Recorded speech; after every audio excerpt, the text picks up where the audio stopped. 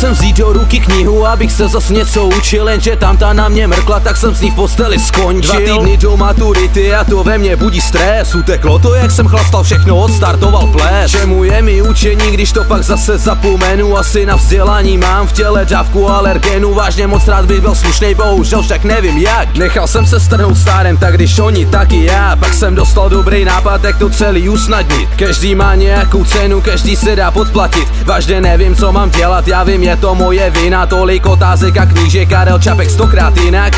Musím to ale dát, stala se mým problémem. Neskončit jako nula, žebrat někde za Teskem. Vyprázím svoje kapsy užitečným způsobem. To, jak to dělají ostatní, nikam nevede. Podmázli si maturitu, není se čeho bát. Vem si příklad ze mě, dělám to, co dělá stát. Bez náhradních termínů, no je to tak. Nad našimi plány vám zůstává rozum stát.